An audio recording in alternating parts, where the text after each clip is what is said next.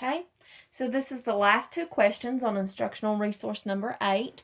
This one is an equation. It says 9 times 3 equals 32 something 5. So we need to figure out, if this is a addition, subtraction, multiplication, or division. With it being an equation, I know that it has to be the same on both sides. So 9 times 3 is 27. That means that this side has to be 27 for them to be equivalent. If I'm starting with 32 and I want 32 plus, minus, times, or divided by 5 to equal 27, I'm not going to be able to add or multiply, because that would give me 5 more if I add, and that would give me a bigger number. 32 times 5 would give me a much bigger number, because that would be 32 added 5 times. So I know I have to be dividing or subtracting. 32 divided by 5, well, think about that. Is 32 a multiple of 5? No, because it ends with 2. It doesn't end with a 0 or a 5.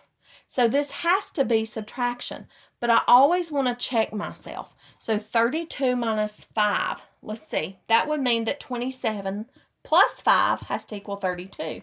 27, 28, 29, 30, 31, 32. So it is subtraction, 32 minus 5.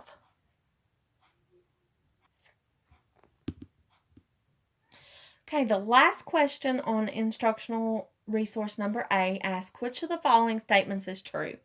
And it gives me A, B, C, D choices. In each one of those choices, we are comparing decimals. So I always recommend that you use lined paper when you're comparing decimals, because you can line your place values up correctly.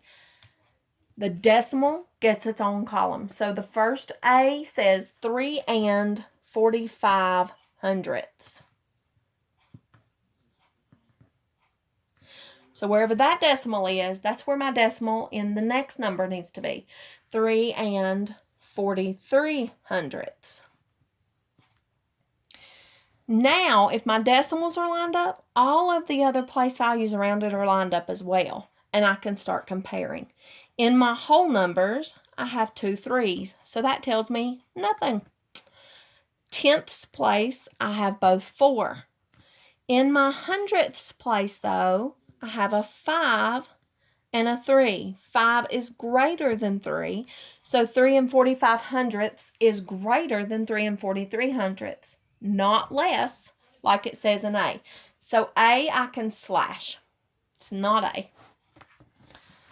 So I'm going to move on. B says 3 and 56 hundredths. And we're comparing that to 3 and 56 hundredths. Okay, so if I compare my whole number first, 3. Tenths place, I have 2 5s. Hundredths place, I have 2 6s. So these are equivalent numbers. But B says less than, so it can't be B. So I'll move on to C. C says 3 and 23 hundredths. And we're comparing that to 3 and 2 hundredths. Okay, so if I'm comparing my whole number, 3's are the same. If I go to my tenths place, 2 is greater than 0. So 3 and 23 hundredths is greater than 3 and 2 hundredths. And that is what C says. So it could be C. I'm not going to mark it out, and I'm not going to mark it yet, because a good mathematician knows, and a good test taker knows, that you need to check all of your choices to make sure you didn't make a mistake. Miss Grubb makes lots of mistakes, so I always check everything. D says 3 and 2 hundredths compared to 3 and 12 hundredths.